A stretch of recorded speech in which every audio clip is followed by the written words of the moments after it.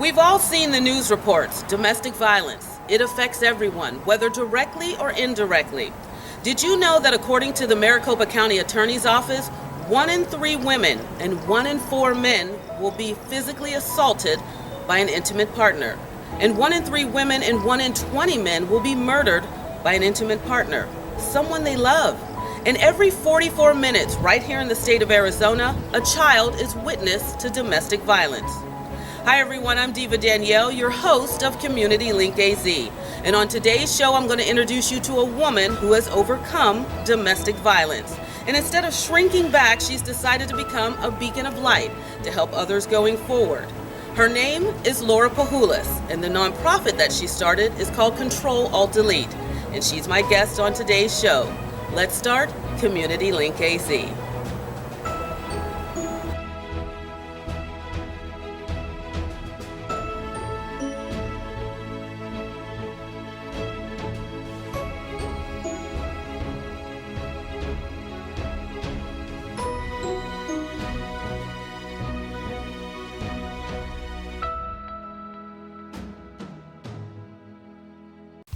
Hi and welcome to the show. My guest today is Laura Pahules. She is the founder and owner of the nonprofit organization Control Alt Delete.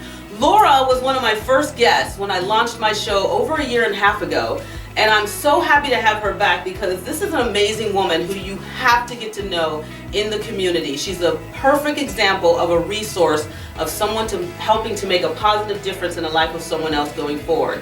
So I'm happy that you're here again, Laura. It's so nice to have you back on the show. Thank you for having me. I'm excited to give updates on what we're doing at Control Alt Delete. And I'm so happy to see that you are thriving because unfortunately so many nonprofits during COVID, went to the wayside and they're struggling to get back, but you are moving forward. And she's doing some amazing work in the community because specifically you are helping people escape domestic violence. Yes. Well, let's talk a little bit about your story and how it led you to where you are today running this nonprofit, Control Alt Delete. All right, so I am a domestic violence survivor myself. I grew up in a house full of abuse. That was the life I knew. So when I married an abuser, I just thought that's how life was supposed to be. Then the year I turned 30, I had a couple major things happen in my life, one of them being divorce from that abuser. And since then, in the many years since then, I've worked in a lot of nonprofits and learned a lot about what I wanted to do if I ever had my own, and I learned a lot about what you shouldn't do in a nonprofit. So in 2019, I left an agency here in the Valley I was working for as their director and took a couple months and started my own nonprofit because domestic violence touches every human service industry, from the homeless to foster care, food insecurity, it touches it all. And I had identified a gap in services. There's great shelter systems in Arizona. Right. How do you get from your domestic violence environment to safety? And that's where we come in. We help them at that immediate time of need escape. What I like is that you saw a need, but you created something that wasn't being done, because there are other domestic violence shelters, hotlines, and things like that available in the state of Arizona to help individuals, but you did something very different. Yeah, so from what I could find, there was nobody else doing what at this immediate time of need service. And from what I hear from victim advocates, prosecutors' offices, and crisis response teams, is we're the only nonprofit that does exactly what we do. One of the things that we do, and we do really well, is a survivor may have a family or support system outside of the city that the abuse is taking in, and we're going to get them to that support system. So you help them actually get to another state? Yeah, it could be another city, a county, a state, wherever that is, wherever their support is. And a lot of the local nonprofits they're constrained, have financial constraints based on the location that they're in. So if they're in Mesa, they can only serve Mesa. So they couldn't help someone get to Flagstaff, where we can do that. So we're not state or federally funded at all. We can just get them bus tickets or a gas card or a plane ticket or whatever they need to get to safety. Oh, that's such a good feeling. Could you imagine someone coming out of domestic violence, or you know someone? Because 9 times out of 10, you know someone. You hear it, you know, in your neighborhood, or it could be a relative. And to know that that person can get the safety and reach you if you were across town or across the state is amazing. Well, and there's science behind it that shows that a survivor is less likely to return to the abuser if they have a strong support group.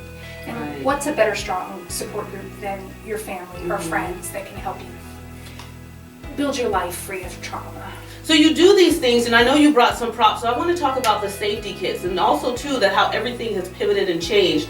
Before, it was a certain amount of money she was using to spend on these safety kits, as well as, you know, just the emergency essentials, but now because the pricing and inflation has gone up, your cost has gone up too, but you're still meeting those needs. So let's talk about the safety kit. Sure. If you could show us some of those items, that would be great. Absolutely.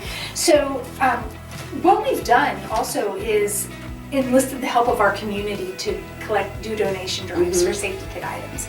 They can collect everything in a safety kit, or just pick one item and then use their friends and family to collect, you know, coworkers, whatever.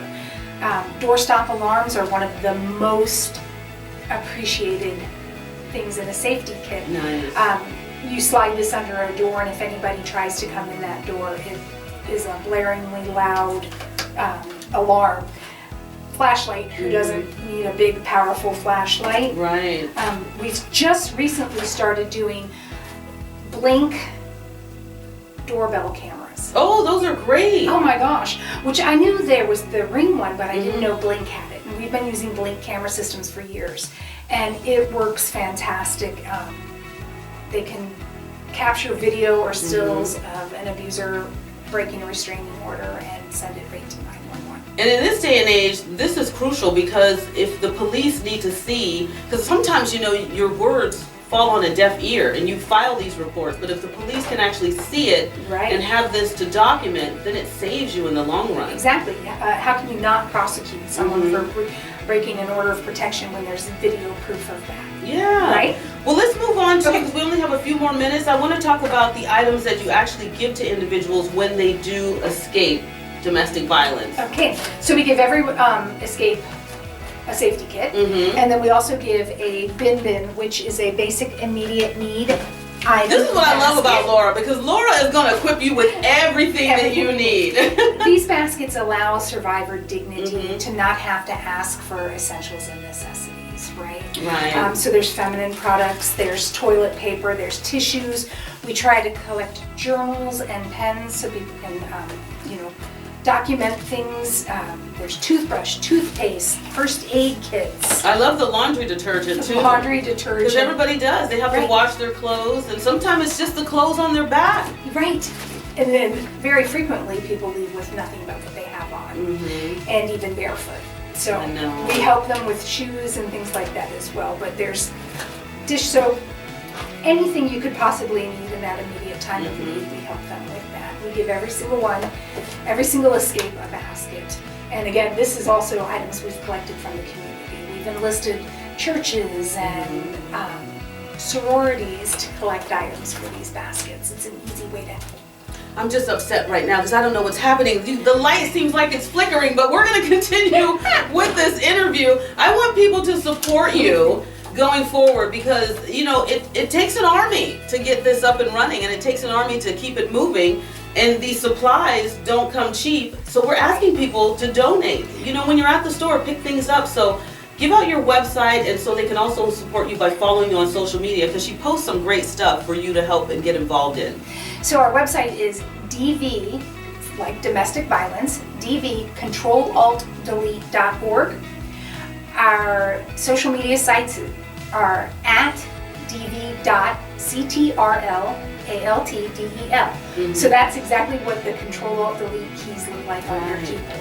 I love it. So what is it that you need help with now going forward? Because like we were talking about just a little earlier briefly, the cost of everything has gone up. And I want you to reiterate, because they do give out, you know, grocery store cards and gas cards and things. But she was telling me that it used to be a $10 gas card, but that doesn't cut it no more. $10 worth of gas isn't going to get anybody anywhere to safety. So we're actually sending out between $25 and $30 gas gift cards, and even that may not get them far enough.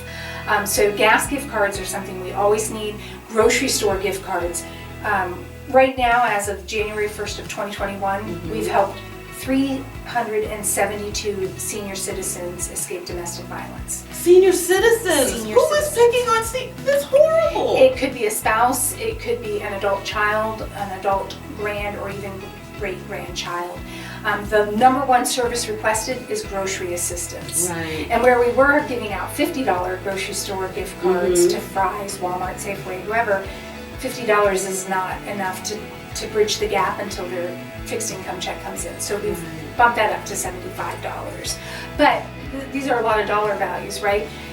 Even a $5 donation is going to make a difference in helping someone escape. It'll go towards a gas card or towards a camera system or towards bus tickets or whatever they need. Every little bit helps, and it adds up in the long run, because nobody deserves to be treated and disrespected, and especially have the hands of somebody else put on them. So we want to end and stop domestic violence. We want to support Control Alt Delete and Laura Pahules and the work she's doing in the community. And again, if it's your first time watching my videos, this is why I do this show. It's a resource for you, so I appreciate you stopping by. Make sure you hit the subscribe button, because I don't want you to miss any other episodes, because I have more great people like Laura in the community that I'll be bringing to you, so you'll get to know them and utilize their services. I so appreciate you being here, Laura. This is great. Oh, thanks for having me. Thanks for letting me give an update on what we're doing. Yes, because you're doing great work. So again, dvcontrolaltdelete.org is the website. Go there, read all the information, support her going forward so she can help others in the community escape domestic violence. You have a great day, and I'll see you next time.